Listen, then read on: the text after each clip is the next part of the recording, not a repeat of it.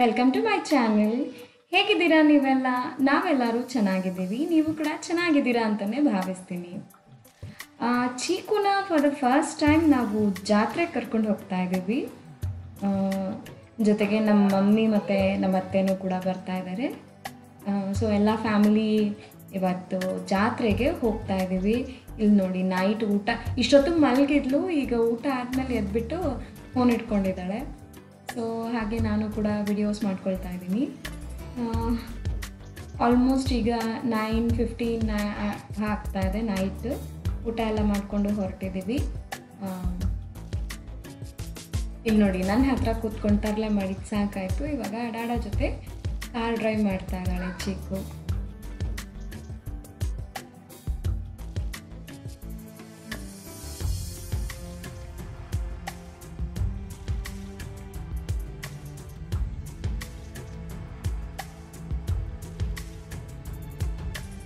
ಈ ತರದೊಂದು ಹಳೆ ವಿಡಿಯೋ ಇರ್ಬೇಕಲ್ವಾ ಅವಳು ಪಾಪ ಇದ್ದಾಗಿಂದು.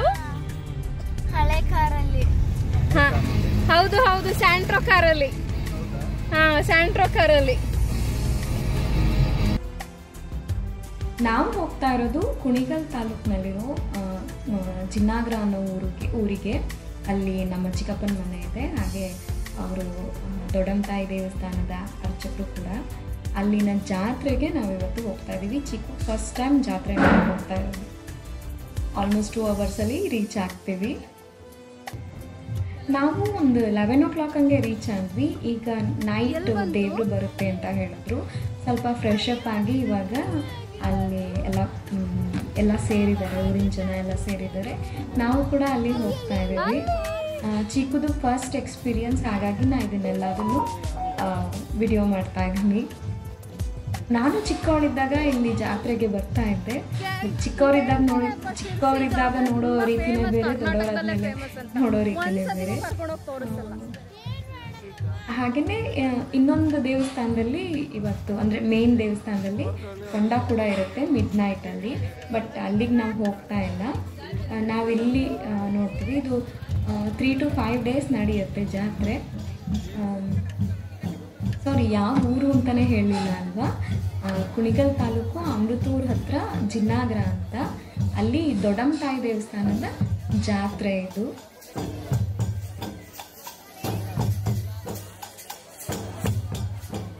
ಈ ಊರಿನವರಷ್ಟೇ ಅಲ್ಲ, ಅಕ್ಕಪಕ್ಕದ ಊರಿನವರೆಲ್ಲ ಬಂದು ಸೇರಿರ್ತಾರೆ. ಹಾಗೆ ನೆಂಟರೆಲ್ಲ ಕೂಡ ಬಂದು ಸೇರಿರ್ತಾರೆ ಅಲ್ಲ. ಮತ್ತು ಇಲ್ಲಿ ಡಿಫ್ರೆಂಟ್ ಏನು ಹೇಳ್ಬೋದು, ಕುಣಿತಗಳು ಮತ್ತು ಗೊಂಬೆ ಆಟಗಳು, ಇದೆಲ್ಲ ಆ್ಯಕ್ಚುಲಿ ಧೃತಿಗೆ ಪಾಠದಲ್ಲಿದೆ. ಅದನ್ನು ಇವತ್ತು ಲೈವ್ ಆಗಿ ನೋಡ್ತಾ ಇದ್ದಾಳೆ ಧೃತಿ. ಸೊ ಅವಳಿಗೂ ಕೂಡ ಒಂದು ಎಕ್ಸೈಟ್ಮೆಂಟ್ ಇದೆ. ಐ ಥಿಂಕ್ ಲಾಸ್ಟ್ ಇಯರ್ ಜಾತ್ರೆ ಅಂತಲೇ ಒಂದು ಕನ್ನಡದಲ್ಲಿ ಪಾಠ ಇತ್ತು. ಸೊ ಶಿ ಈಸ್ ಎಕ್ಸ್ಪೀರಿಯನ್ಸ್, ಅದನ್ನು ಇವತ್ತು ಲೈವ್ ಆಗಿ ನೋಡ್ತಾ ಇದ್ದಾಳೆ. ಬನ್ನಿ, ನಮ್ಮ ಊರಿನ ಜಾತ್ರೆ ನೀವು ನೋಡಿ.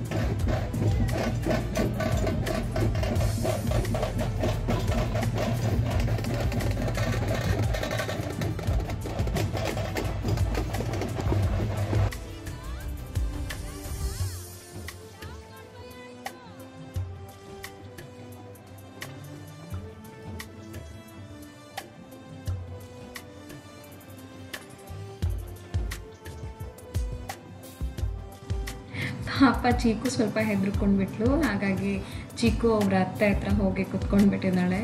ಅವಳು ಇನ್ನು ಯಾವುದಕ್ಕೂ ಮುಂದೆನೇ ಬರ್ತಾ ಇರಲಿಲ್ಲ, ಅಲ್ಲೇ ಕಾರ್ ಹತ್ರನೇ ಕುತ್ಕೊಂಡಿದ್ಲು. ನಾವು ಮಾತ್ರ ಈ ಕಡೆ ಮುಂದೆ ಬಂದು ವಿಡಿಯೋ ಮಾಡ್ಕೊಳ್ತಾ ಇದ್ದೆ.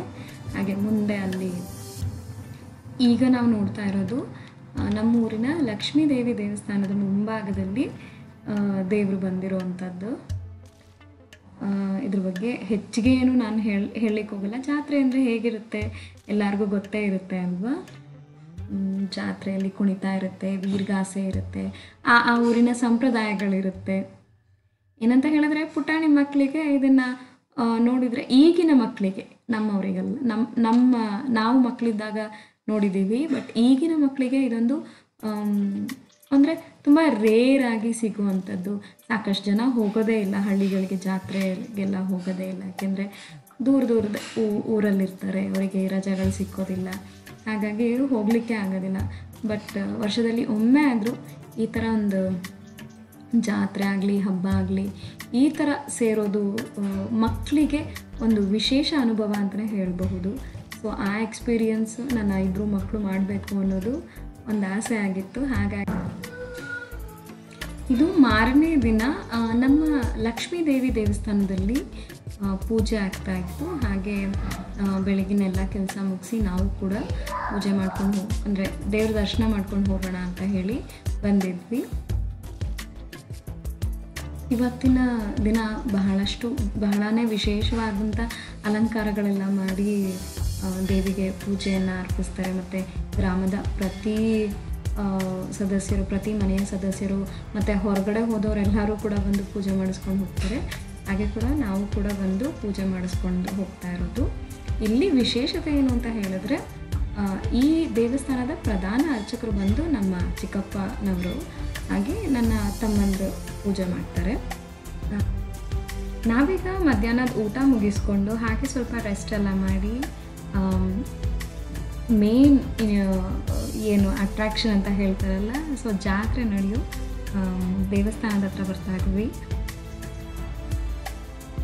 ಮಾಲ್ಗಳಂತೂ ಸಾಕಷ್ಟು ಸುತ್ತಿದ್ದಾರೆ ನನ್ನ ಮಕ್ಕಳು. ಜಾತ್ರೆ ಫಾರ್ ದ ಫಸ್ಟ್ ಟೈಮ್ ನೋಡ್ತಾ ಇರೋದು. ಅಲ್ಲಿ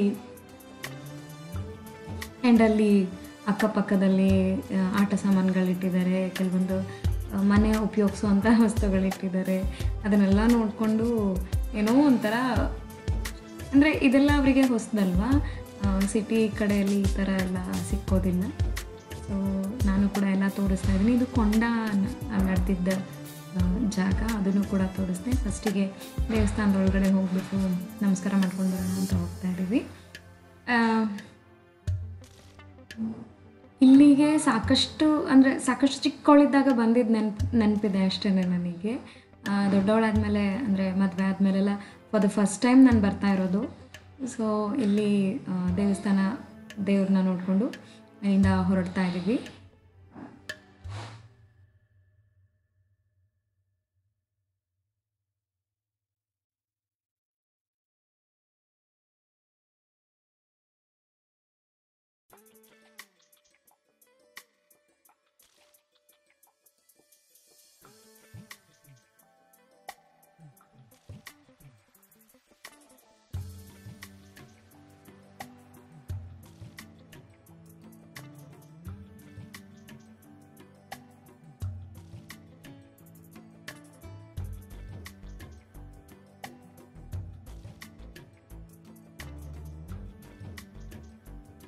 ಸಿಟಿ ಬದುಕಿಗೂ ಹಳ್ಳಿ ಜೀವನಕ್ಕೂ ಸಾಕಷ್ಟು ವ್ಯತ್ಯಾಸಗಳಿದೆ ಅಲ್ವಾ.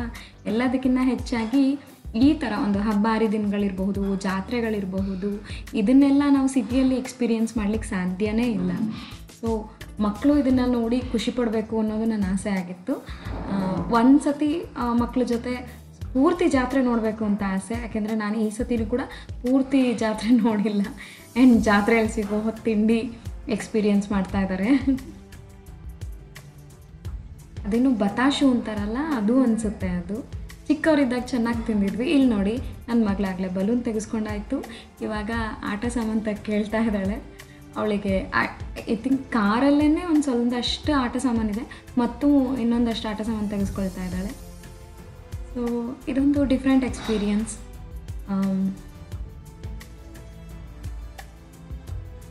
ನಾನು ನಮ್ಮ ವಿಡಿಯೋನ ಇಲ್ಲಿಗೆ ಮುಗಿಸ್ತಾ ಇದ್ದೀನಿ. ಇನ್ನೊಂದು ವಿಡಿಯೋದಲ್ಲಿ ನಮ್ಮ ಪುಟಾಣಿ ಮಕ್ಕಳ ಜೊತೆ ನಿಮ್ಮನ್ನು ಮತ್ತೆ ಭೇಟಿ ಆಗ್ತೀನಿ. ಎಲ್ಲರೂ ಆರೋಗ್ಯವಾಗಿರಿ, ಖುಷಿಯಾಗಿರಿ. ಮತ್ತೆ ಭೇಟಿಯಾಗೋಣ.